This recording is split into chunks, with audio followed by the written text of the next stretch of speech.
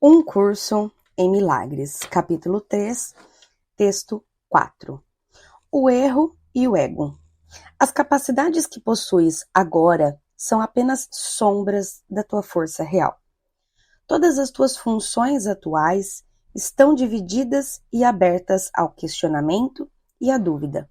Isso é assim porque não tens certeza quanto ao modo como vai usá-las e és, portanto, incapaz de conhecimento. Tu também és incapaz do conhecimento porque ainda podes perceber sem amor. A percepção não existia até a separação introduzir graus, aspectos e intervalos. O espírito não tem níveis e todo conflito surge do conceito de níveis. Só os níveis da Trindade são capazes de unidade. Os níveis criados pela separação não podem senão conflitar. Isso é assim porque eles são sem significado uns para os outros. A consciência, o nível da percepção, foi a primeira divisão introduzida na mente depois da separação, fazendo com que a mente seja um perceptor ao invés de um criador. A consciência é corretamente identificada como o domínio do ego. O ego é uma tentativa da mentalidade errada para perceberes a ti mesmo como desejas ser, ao invés de como és. No entanto, só podes conhecer a ti mesmo como és, porque essa é a única coisa quanto a qual pode ter certeza. Tudo o mais está aberto ao questionamento. O ego é o aspecto questionador do ser pós-separação, que foi feito ao invés de criado. É capaz de fazer perguntas, mas não de perceber respostas significativas, porque estas envolveriam conhecimento e não podem ser percebidas. A mente está, portanto, confusa, pois só a mentalidade una pode ser sem confusão. A mente separada ou dividida não pode deixar de ser confusa. É necessariamente incerta em relação ao que é. Tem que estar em conflito, pois não está de acordo consigo mesma. Isso faz com que seus aspectos sejam estranhos um para o outro. E essa é a essência da condição que induz ao medo, na qual o ataque é sempre possível. Tens toda a razão para sentir medo, percebendo a ti mesmo como tu te percebes. É por essa razão que não podes escapar do medo enquanto não reconheceres que não criaste a ti mesmo, nem poderias tê-lo feito. Tu nunca podes fazer com que as tuas percepções equivocadas sejam verdadeiras, e a tua criação está além do teu próprio erro. É por essa razão que, eventualmente, tens que escolher curar a separação. A mentalidade certa não deve ser confundida com a mente que conhece, porque só é aplicável à percepção certa.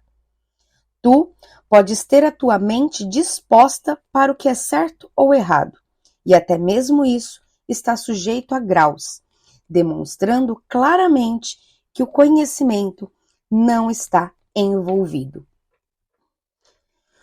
O termo mentalidade certa é usado de forma adequada como a correção para a mentalidade errada e se aplica ao estado mental que induz a percepção acurada. É a mente que se volta para o milagre porque cura a percepção equivocada. E isso é, de fato, um milagre, considerando o modo como percebes a ti mesmo. A percepção sempre envolve um certo uso equivocado da mente, porque traz a mente a áreas de incerteza. A mente é muito ativa. Quando escolhe estar separada, escolhe perceber. Até então, só tem vontade de conhecer. Depois disso, só pode escolher ambiguamente. E a única saída para a ambiguidade é a percepção clara. A mente retorna à sua própria função só quando tem vontade de conhecer. Isso a coloca a serviço do espírito, onde a percepção é mudada. A mente escolhe se dividir quando escolhe fazer os seus próprios níveis, mas ela não poderia se separar inteiramente do espírito, porque é do espírito que deriva todo o seu poder de fazer ou criar. Mesmo na criação equivocada, a mente está afirmando a sua fonte ou meramente deixaria de ser. Isso é impossível, porque a mente pertence ao espírito que Deus criou e é, portanto, eterna.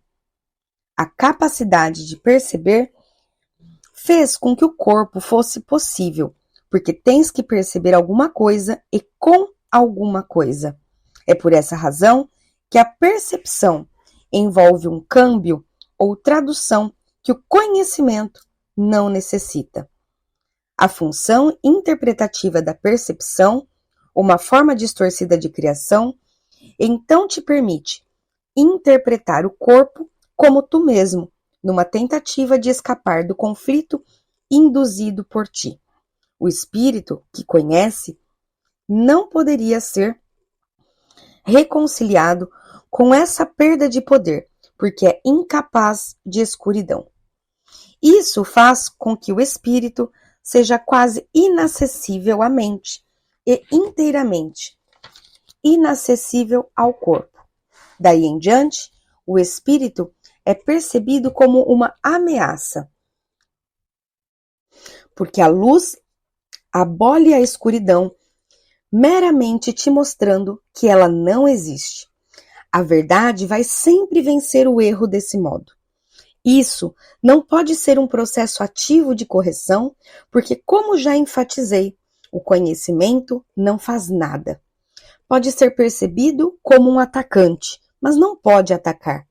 O que tu percebes como ataque é o teu próprio reconhecimento vago de que o conhecimento sempre pode ser lembrado, nunca tendo sido destruído. Deus e suas criações permanecem em segurança e, portanto, têm o conhecimento de que não existe nenhuma criação equivocada. A verdade não pode lidar com os erros que tu queres. Eu fui um homem que se lembrou do Espírito e do conhecimento do Espírito. Como um homem, não tentei compensar o erro com conhecimento, mas corrigir o erro de baixo para cima. Demonstrei tanto a ausência de poder do corpo como o poder da mente. Unindo a minha vontade com a do meu Criador, naturalmente, lembrei-me do Espírito e do seu propósito real. Eu não posso unir a tua vontade à de Deus por ti, mas posso apagar todas as percepções equivocadas da tua mente, se tu as trouxeres à minha orientação. Apenas as tuas percepções equivocadas impedem o teu caminho. Sem elas, só escolhes com certeza. A percepção sã induz a escolha sã. Não posso escolher por ti, mas posso ajudar-te a fazer a tua própria escolha certa. Muitos são chamados, mas poucos são escolhidos. Deveria ser: todos são chamados, mas poucos escolhem escutar. Por conseguinte, não escolhem certo. Os escolhidos simplesmente são aqueles que escolhem certo mais cedo. Mentes certas podem fazer isso agora e acharão descanso para suas almas. Deus só te conhece em paz e essa é a tua realidade. Lição 19. Eu não estou sozinho ao experimentar os efeitos dos meus pensamentos. Eu não estou sozinho ao experimentar os efeitos dos meus pensamentos. A ideia para o dia de hoje é, obviamente, a razão pela qual o que vês não afeta só a ti. Notarás que algumas vezes as ideias relacionadas com o modo de pensar precedem aquelas relacionadas com a percepção, enquanto que outras vezes a ordem é revertida. A razão disso é que a ordem não importa. O pensamento e os seus resultados são sempre simultâneos, pois causa e efeito nunca estão separados. Hoje, estamos enfatizando mais uma vez o fato de que as mentes são unidas. Raramente essa ideia é totalmente bem recebida de início, já que para trazer consigo um enorme senso de responsabilidade e pode até ser considerada como uma invasão de privacidade. No entanto, é fato que não existem pensamentos privados. Apesar da tua resistência inicial a essa ideia, tu ainda compreenderás que isso não pode deixar de ser verdadeiro, se é que a salvação é possível de qualquer modo. E a salvação tem que ser possível porque é a vontade de Deus. O minuto aproximado de exame da mente que os exercícios de hoje requerem deve ser empreendido com os olhos fechados. Primeiro, a ideia para o dia de hoje deve ser repetida e então a mente deve ser cuidadosamente examinada em busca dos pensamentos que contém naquele momento.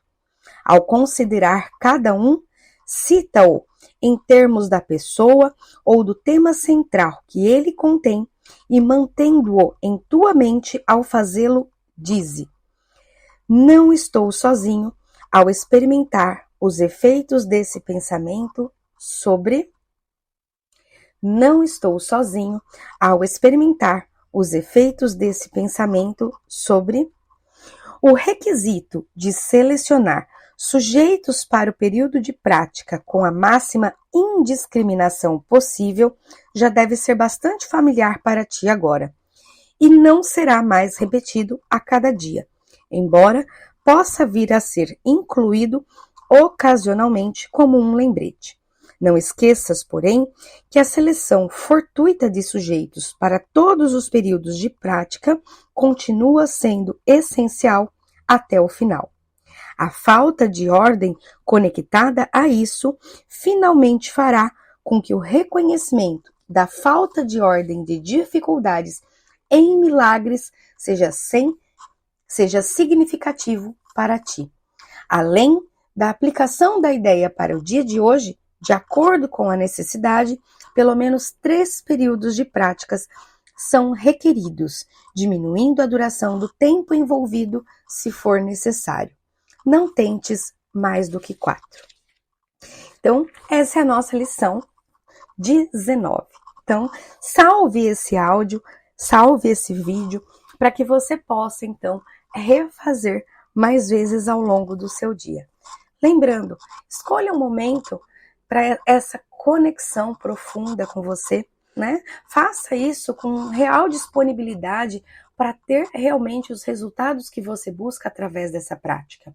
Então, coloque um alarme aqui, são 4 vezes no dia, faça logo pela manhã, escolha mais 3 horários, se recolha dentro de um momento só seu, para que você possa fazer esses exercícios todos os dias. Combinado?